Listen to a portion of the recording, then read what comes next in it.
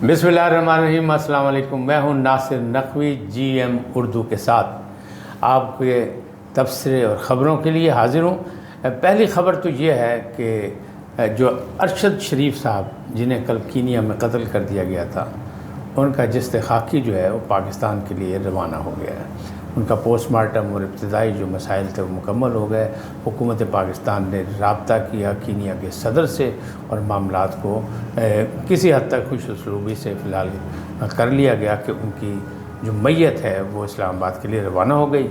आज शाम तक पहुंच जाएगी और हो सकता है कल शाम तक नहीं तो परसों सुबह उनकी तदफीन भी हो जाएगी। अफसोसनाक वाक़या, पूरी दुनिया में इसका तहलका मच गया कि ऐसा क्यों हुआ, और ख़ास तौर पर पाकिस्तान के तूल अर्ज़ में भी इसका बहुत बड़ा मुज़ाहरे भी हुए, मज़म्मत भी की गई। और हर शख्स ने ये कहा कि अरशद शरीफ को की ज़िंदगी तंग की गई थी इस धरती पर। वो यहाँ से निकले लेकिन उनके साथ मौत उनके पीछे पीछे गई और मौत ने उन्हें आ लिया कीनिया में। लेकिन इंटरनेशनली सतह पर इसकी तहक़ीक़ात होनी चाहिए ताकि दूध का दूध और पानी का पानी हो सके। दूसरी ख़बर, इस्तदा की थी इमरान खान साहब ने इस्लामाबाद हाई कोर्ट से कि जो फ़ैसला है इलेक्शन कमीशन का जिसमें उनको नाअहल करार दिया गया, फ़ौरी तौर पर उसको मुअत्तल कर दिया जाए। इस्लामाबाद हाई कोर्ट ने कहा कि नहीं, ये मुस्तरद करते हैं, ये कोई बात नहीं है। आपकी सीट जो है इलेक्शन कमीशन ने डी नोटिफाई कर दी है और 95 मियाँ वाली की सीट अब खाली है, उसका नोटिफिकेशन हो चुका है। तो आप इलेक्शन लड़ने की आपको इजाज़त है, सिर्फ उस नशिस्त पर आपको नाअहल किया गया, लिहाजा आप इलेक्शन लड़ सकते हैं। आप इलेक्शन लड़े, इलेक्शन पर आप पे कोई पाबंदी नहीं।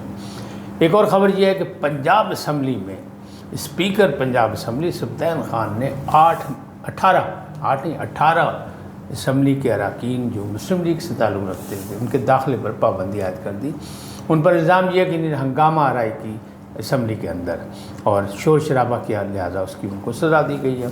अच्छा, एक और बात, एक और जगह गए थे, सुप्रीम कोर्ट गए थे इमरान खान साहब। उन्होंने कहा था कि जो नैब तरामीम है इसको देखा जाए कि हुकूमत ने नाजायज़ अंदाज में इसमें तरामीम की है और इसकी वजह से अब जुर्म साबित करने में मुश्किलात का सामना करना पड़ेगा। तो वो भी वहाँ से जो है वो रह गई बात कि उन्होंने कहा कि जी अगर इमरान खान साहब जो हैं वो पार्लियामेंट चले जाते, पार्लियामान में चले जाते, अपना किरदार अदा करते तो ये तरामीम ना होती। इसकी निशानदेही इमरान खान साहब को पार्लियामेंट के अंदर करनी चाहिए थी। इस पर भी बातचीत करेंगे। लेकिन एक और ख़बर ये है कि ख़ास तौर पर लाहौर में जराइम जो हैं वो बेतहाशा बढ़ते हैं। पंजाब के सूबाई दारुल हुकूमत लाहौर में जराइम की तादाद जो है रोज़ाना की बुनियाद पर बहुत ज़्यादा हो गई है। यानी पुलिस जो है सियासी प्रोटोकॉल में लगी है या सियासी सरगर्मियों की देखभाल कर रही है, अमन आमा की बात कर रही है, लेकिन डाकू और चोर जो है वो खुलेआम फिर रहे हैं।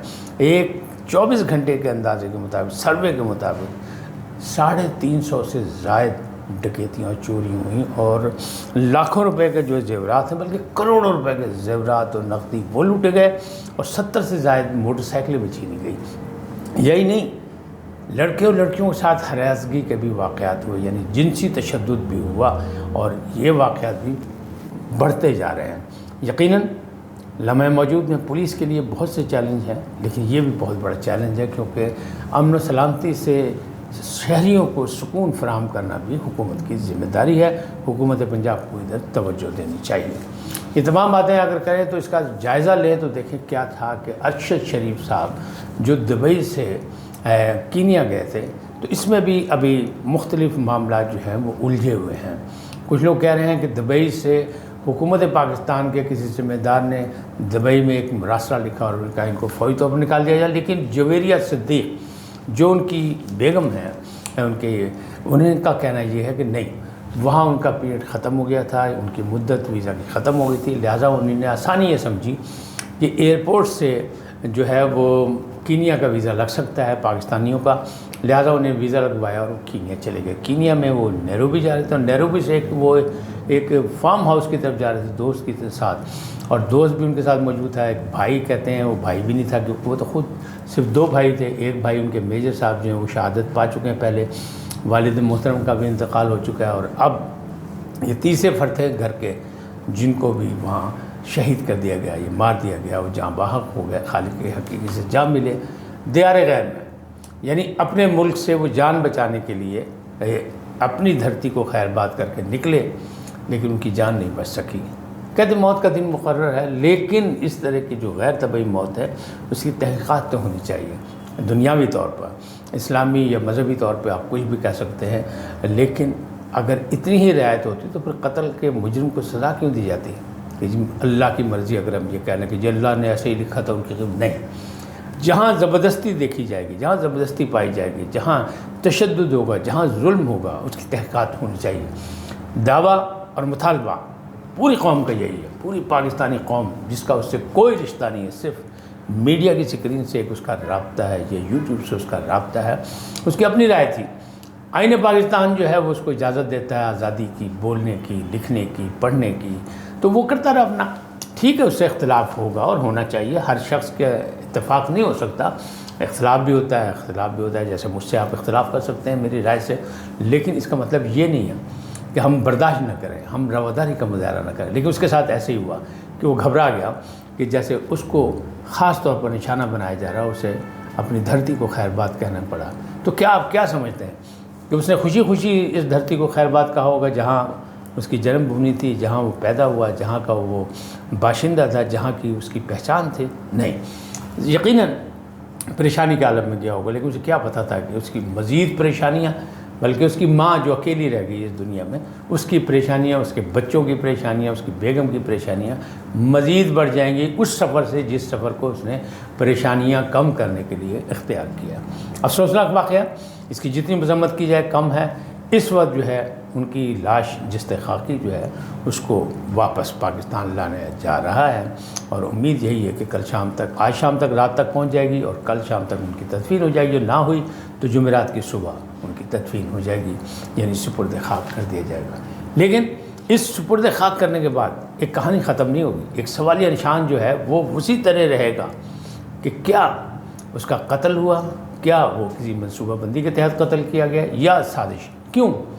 یہ سوال اس لیے ہوگا کہ جو کہانی کینیا کی پولیس نے بیان کی ہے ابتدائی رپورٹ میں، اور ابھی مزید وہاں تحقیقات ہو رہی ہیں، تو اس میں 8 افراد نے فائرنگ کی اور اچانک فائرنگ کی ایک مطلوبہ گاڑی کے پیچھے، یعنی جس کے لیے ناکہ لگایا گیا تھا، اور اس کے پہ فائرنگ کر کے مارا۔ تو اس کے عام طور پہ ایسے واقعات میں ہوتا یہی ہے کہ ٹائر جو ہے وہ برسٹ کیے جاتے ہیں تاکہ گاڑی رک جائے، یا سب سے پہلے ڈرائیور کو مارا جاتا ہے۔ لیکن یہاں تو پچھلی سیٹ پہ بیٹھا ہوا بندہ مارا گیا، کیوں مارا گیا؟ یا اگلی سیٹ پہ بیٹھے تھے، جو بھی ہے، میرا خیال وہ پچھلی سیٹ پہ بیٹھے تھے، آگے ایک اور دوست بیٹھا تھا، لیکن کیوں مارا گیا؟ بے گناہ کیوں مارا گیا؟ بے گناہ کے قتل کا حساب تو ہونا چاہیے۔ تو مطالبہ یہی ہے۔ یہاں لاہور میں پریس گیلری نے بھی مطالبہ کیا، پریس گیلری جو ان کی سوسائٹی ہے اس نے بھی، پنجاب یونین آف جرنلسٹ نے بھی کیا، فیڈرل یونین آف جرنلسٹ نے بھی کیا کہ اس کا انتظام ہونا چاہیے اور اس کی تحقیقات ہونی چاہیے تاکہ لوگوں کو پتہ لگے کہ جان و امان جو ہے، جان کی امان جو ہے وہ کس طرح ملے گی، اور کیا ہوا، کیوں ہوا، اصل کہانی کیا ہے۔ ورنہ تو یہ تو صاف طور پہ داخلی دفتر کیس کرنے کے لیے یہ کہانی بنائی گئی اور ایک روایتی سی پاکستانی سی کہانی ہے۔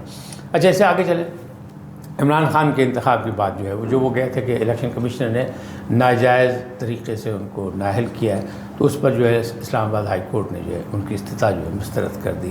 اب یقینی بات ہے عمران خان کو سوچنا پڑے گا کہ اس سے آگے قدم کیا بڑھانا ہے، اور بہرحال ان کے پاس ابھی نشست موجود ہے کیونکہ ابھی انہیں 6 نشستیں جیتی ہیں، اور ایک نشست سے وہ فارغ ہوئے ہیں میاں والی کے، وہاں دوبارہ الیکشن ہوگا، وہ خالی ہو گئی۔ لیکن دوسری جانب جہاں وہ سپریم کورٹ میں نیب ترامیم کے لیے گئے تھے، وہاں سے پھر وہی مطالبہ ہے جو عدالت عالیہ اور عدالت عظمیٰ نے ان کو پہلے مشورہ دیا تھا کہ آپ پارلیمنٹ میں جائیں، اور ہمارے جیسے تمام میڈیا ورکرز جو ہیں وہ یہی کہہ رہے تھے ان سے کہ موج ہے دریا میں، بیرون دریا کچھ نہیں۔ اگر آپ سیاست میں رہنا ہے، پارلیمانی نظام کو آگے لے کے چلنا ہے، تو پھر پارلیمنٹ میں جائیں، پارلیمنٹ میں اپنا کردار ادا کریں۔ اور ستارے یہی بتا رہے ہیں کہ عمران خان صاحب کو ابھی اقتدار تو نہیں ملے گا، لیکن اگر وہ کوشش کریں تو ان کی اتنی صلاحیتیں ہیں کہ وہ بہترین ملک کے اپوزیشن لیڈر ثابت ہو سکتے ہیں۔ حکومت چاہے کوئی بھی ہو، نواز شریف کی ہو، آصف زرداری کی ہو، یا کوئی اور آ جائے، یا کوئی کنگز پارٹی آ جائے، اس کے لیے بھی وہ مشکلات پیدا کرنے کی صلاحیت رکھتے ہیں۔ اب فیصلہ تو عمران خان صاحب نے کرنے کی ہے نہیں۔ پھر جو آخری بات جو میں نے کی تھی کہ جو جرائم پنجاب کے سطح پر تو ہیں، لیکن میں صرف لاہور کی بات کر رہا ہوں کہ لاہور میں 350 سے زیادہ گزشتہ روز وارداتیں ہوئی، اور ایک دن پہلے کا اگر دیکھیں تو اس میں بھی یہی ہیں کہ سینکڑوں وارداتیں ہیں. تو یہ جو سینکڑوں وارداتیں ہیں اس کی کس کی ذمہ داری ہے؟ گڈ گورننس تو پنجاب کی جبھی ثابت ہوگی جب عوام کو، شہریوں کو امن و سکون سے زندگی گزارنے کے مواقع ملیں گے، جب شہر اور بازار محفوظ ہوں گے، جب زندگیاں لوگوں کی محفوظ ہوں گی. تو پرویز الہی صاحب کے لیے یہ بھی بڑا چیلنج ہے کہ لاہور میں یہ جو جرائم بڑھتے جا رہے ہیں، جس میں چوری، ڈاکو سب کچھ تو ہے ہی ہے، لیکن ہراسگی کے معاملات بھی جو ہے بہت بڑھ گئے ہیں، اور جنسی تشدد کے معاملات بھی بڑھ گئے ہیں، جس میں خواتین بھی شامل ہیں، لڑکیاں بھی شامل ہیں اور بچوں کو بھی شامل ہیں. تو یہ بہت بڑا المیہ ہے ہمارا، اس پہ بھی توجہ دینی پڑے گی. پرویز الہی صاحب کے لیے یعنی صرف حکومت چیلنج نہیں ہے، یہ تمام مسائل بھی بہت بڑے چیلنج ہیں. آج اتنا ہی. سلامت رہیں. اللہ نگہبان.